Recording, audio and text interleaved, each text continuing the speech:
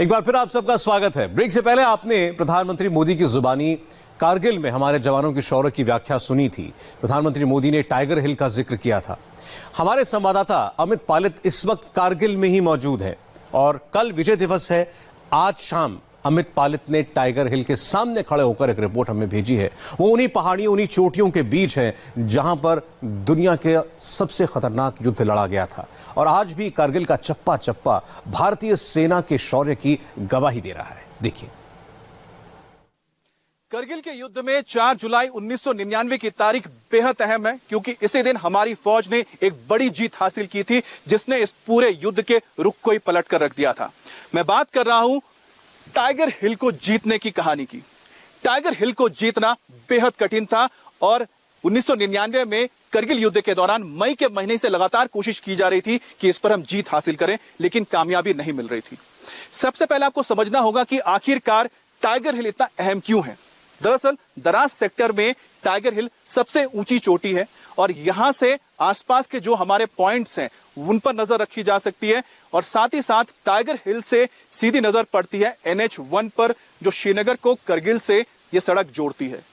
अगर कोई दुश्मन टाइगर हिल पर जाके बैठ जाए तो आपको बता दें वो आसानी से यहां से गुजर रहे आर्मी के कॉन्वॉयज को निशाना बना सकता है और करगिल युद्ध के दौरान यही हो रहा था और यही वजह थी कि भारतीय फौज चाहती थी कि जल्द से जल्द किसी तरह से टाइगर हिल पर हमारा कब्जा हो जाए।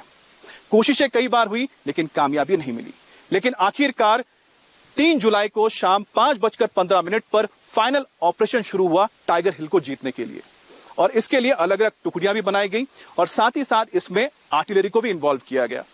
आर्टिलरी की ओर से आधे घंटे तक लगातार टाइगर हिल की चोटी पर गोले बरसाए गए ताकि कवर फायरिंग मिल सके हमारे फोर्सेस को। इसमें कौन कौन शामिल हुए ये भी आपको बताते हैं। 18 ग्रेनेडियर्स के जवान थे, 2 नागा के जवान थे, 8 सिख के जवान थे और साथ ही साथ घातक कमांडोज का जो दल था वो भी इसमें शामिल हुआ था, जिसमें अल्फा और चार्ली कंपनी के हमारे घातक कमांडोज थे। दाईं और बाईं ओर से इस पर चढ़ाई शुरू हुई, लेकिन आपको बता दें टाइगर हिल पर चढ़ना इतना आसान नहीं है, क्योंकि भारत की ओर जो टाइगर हिल है उस पर अगर आपको जाना है तो सीधी चढ़ाई मिलती है जो बेहद मुश्किल है। लेकिन हमारे जवानों ने इतनी कठिन परिस्थितियों में भी चढ़ाई की और आपको बता दें 4 जुलाई को सुबह 6:50 पर टाइगर हिल की चोटी पर तिरंगा लहराया। लेकिन इसमें हमारे कई जवानों को अपनी शहादत देनी पड़ी। करीब 30 जवान शहीद हुए, करीब 65 हमारे जवान इसमें घायल हो गए। लेकिन साथ ही आपको बताते हैं कि टाइगर हिल के लड़ाई के लिए 18 ग्रेनेडियर्स के योगेंद्र यादव को परमवीर चक्र भी मिला, जो उनके लिए बहुत बड़ी बात थी और साथ ही साथ उन्होंने जो वीरता दिखाई थी इसके लिए उन्हें ये सम्मानित किया गया। आपको बता दें कि 18 ग्रेनेडियर्स के जवानों ने 1000 फीट की सीधी खड़ी ऊंचाई को पार करते हुए टाइगर हिल पर पहुंचकर दुश्मनों के दांत खट्टे कर दिए थे और यही वजह है कि 18 ग्रेनेडियर्स के योगेंद्र यादव को परमवीर चक्र भी मिला था, क्योंकि 15 गोली खाने के बाद भी उन्होंने मोर्चा नहीं छोड़ा था। 4 जुलाई 1999 को करगिल युद्ध के दौरान पूरे देश की नजर थी टाइगर हिल पर, क्योंकि इसे जीतने के लिए लड़ाई चल रही थी। लेकिन आपको बता दें 3 और 4 जुलाई की रात को टाइगर हिल के ठीक पास मुश्को वैली में भी एक और ऑपरेशन चल रहा था और यह ऑपरेशन था पॉइंट 4875 को जीतने के लिए और इसकी जिम्मेदारी दी गई थी 13 जैक राइफल को। और आपको बता दें कि इस रेजिमेंट ने ऐसा शौर्य दिखाया कि 13 जैक राइफल के 2 वीरों को परमवीर चक्र से नवाजा गया। एक थे कैप्टन विक्रम बत्रा और दूसरे राइफलमैन संजय कुमार। लेकिन इन दोनों में सिर्फ एक ही फर्क रह गया, क्योंकि कैप्टन विक्रम बत्रा इस लड़ाई के दौरान शहीद हो गए, लेकिन आपको बता दें कि राइफलमैन संजय सिंह अभी भी जिंदा हैं। 20 जून 1999 को द्रास सेक्टर में मौजूद पॉइंट 5104 पर भारतीय सेना ने अपने जीत का परचम लहराया और इस जीत के हीरो थे कैप्टन विक्रम बत्रा, जिन्हें करगिल युद्ध का पहला परमवीर चक्र भी मिला। विक्रम बत्रा के रेजिमेंट 13 जैक राइफल को यानी जम्मू कश्मीर राइफल्स को 12 जून 1999 को द्रास आने का आदेश मिला। यहां पहुंचने के बाद उन्हें जिम्मेदारी मिली पॉइंट 5104 को पाकिस्तान के कब्जे से छुड़ाने की। इसके बाद 19 जून को 4 बजे 13 जैक राइफल की अलग अलग टुकड़ियां इस मिशन पर निकली।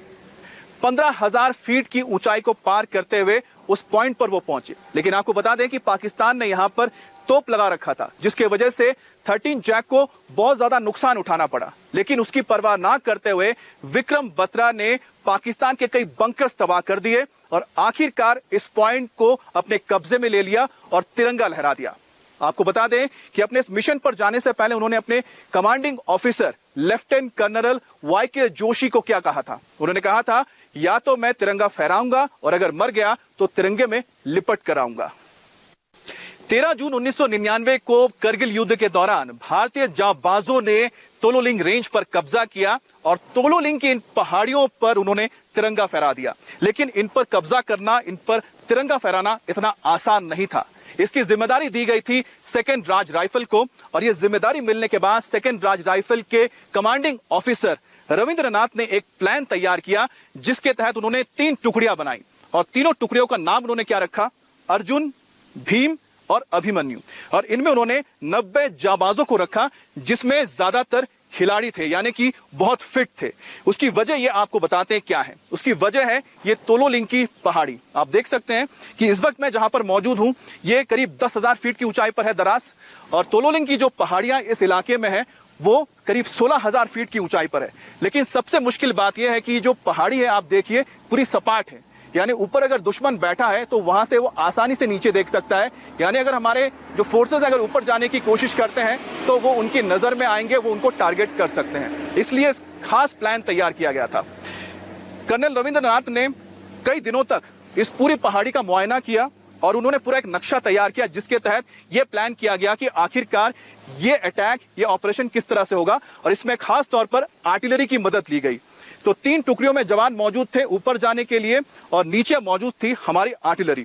हमला होने से ठीक 4 घंटे पहले आपको बता दें, ताबड़तोड़ जो तोप के गोले हैं वो दागे जाने लगे इन पहाड़ियों पर। कुछ घंटों में ही करीब 10,000 गोले इन चोटियों पर बरसाए गए और इतना बारूद बरसाया गया जो दिल्ली जैसे एक शहर को खत्म करने के लिए काफी होता है।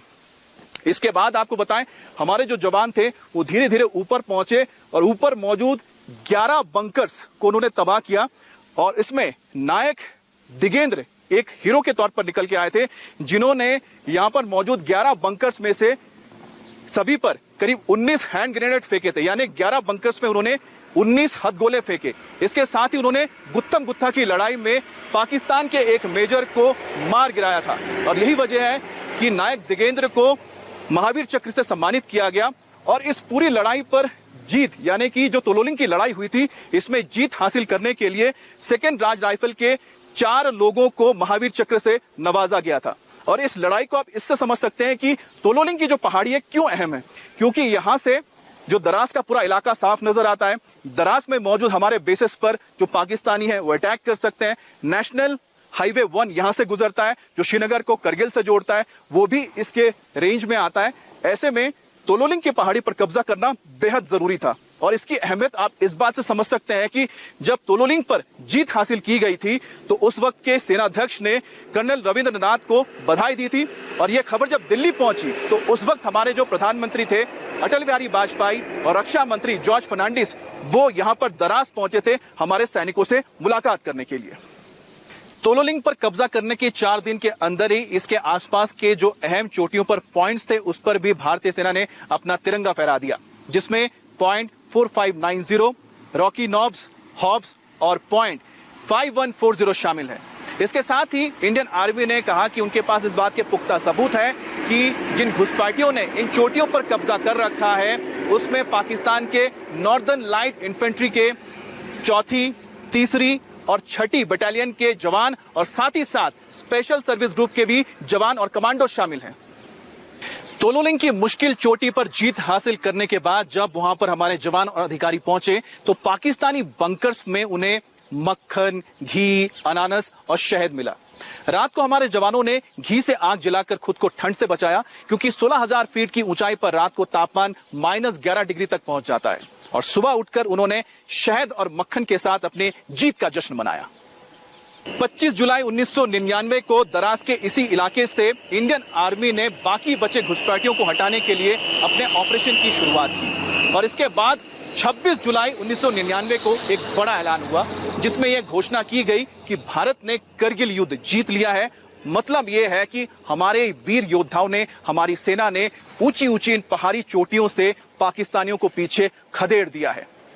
इस युद्ध के खत्म होने के बाद हमारे जो जवान जो शहीद हुए थे और जिन्होंने अपना शौर्य दिखाया था भारत माता की रक्षा के लिए, उनकी याद में ये वॉर मेमोरियल बनाया गया दरास में, जहां हर 26 जुलाई को हर साल एक बड़ा कार्यक्रम आयोजन किया जाता है। यहाँ पर शहीदों को श्रद्धांजलि दी जाती है। सिर्फ यहीं पर ही नहीं, भारत के हर इलाके में, हर राज्य में, हर प्रांत में उन वीरों को याद किया जाता है जिन्होंने 1999 के कारगिल युद्ध में अपनी जान दी थी।